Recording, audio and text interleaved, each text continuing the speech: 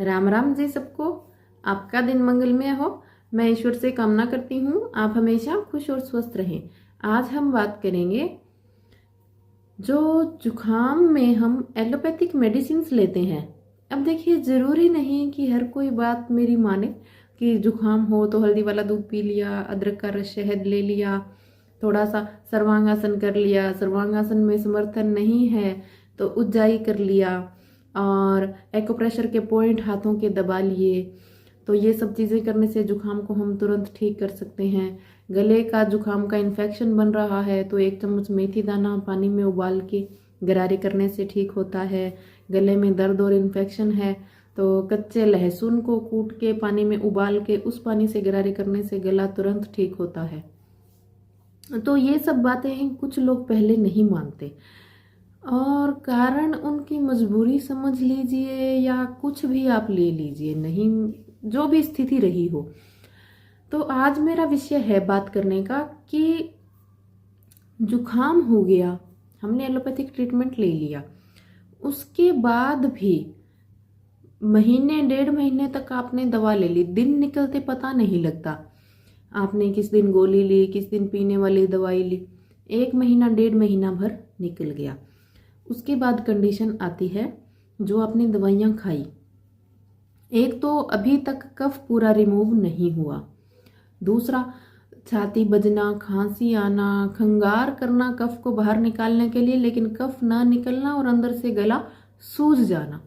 उसके बाद फेफड़ों और छाती में भारीपन महसूस होना, कफ साफ पता लगना कि यहाँ कोई जमाव है।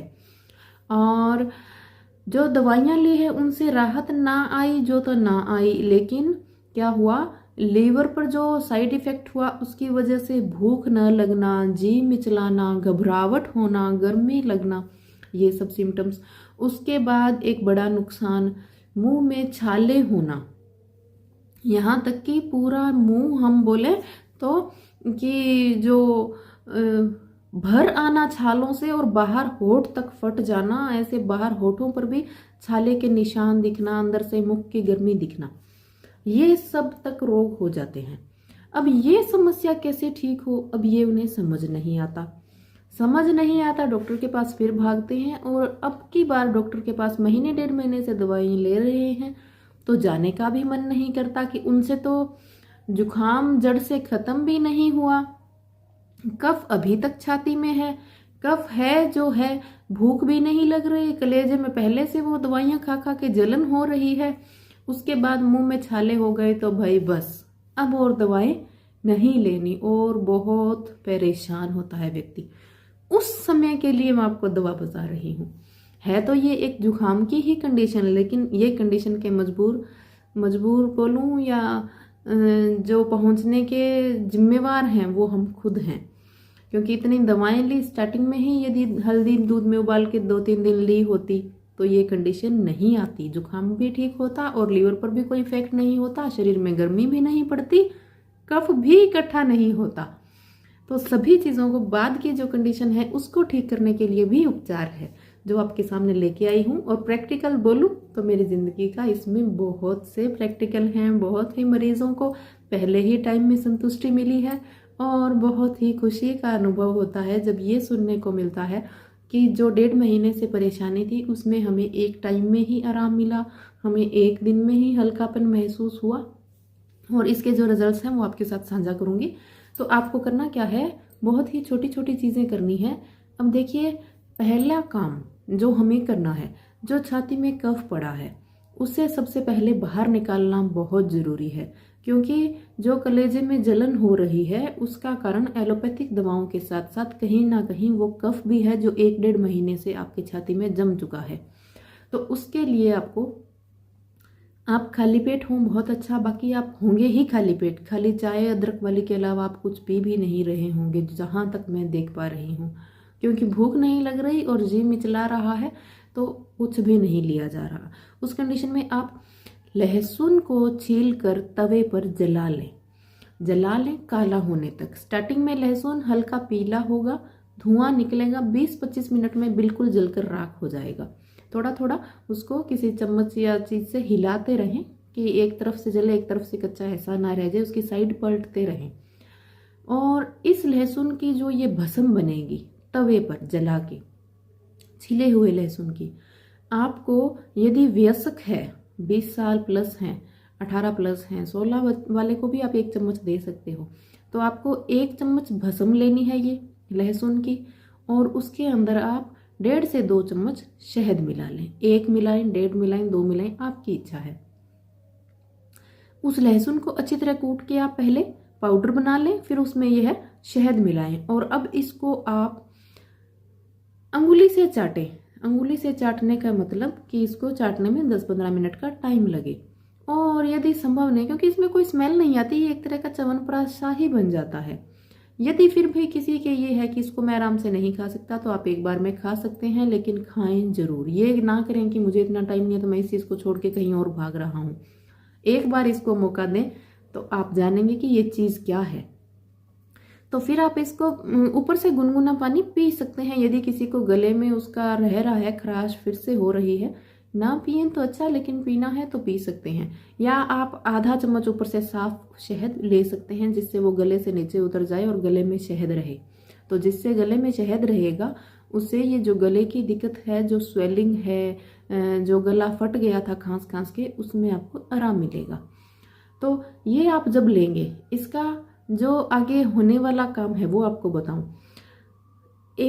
यदि किसी का कफ बिल्कुल उभरा हुआ है, बाहर निकलने ही वाला है, तो हो सकता है आधे 1 घंटे में ही काम कर जाए, नहीं तो 3 से 4 घंटे का टाइम लगेगा। होगा क्या, या तो आपको उल्टी आएगी या आपको दस्त लगेंगे। घबराना बिल्कुल नहीं है। दिमाग में शांति की, जो भी कचरा था बॉडी ने बाहर फेंक दिया। आप समझ ही नहीं पाओगे कि इतनी जल्दी और दस्त से ऐसे बाहर निकल रहा है कफ। बॉडी इतनी क्लीन हो जाएगी। एक बार जरूर इस चीज को मौका देना।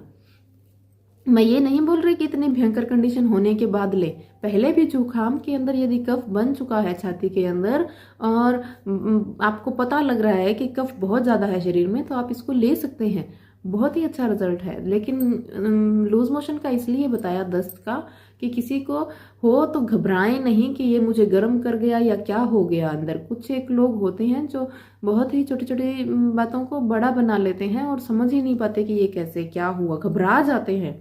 तो घबराना नहीं, ये बहुत ही अच्छा है।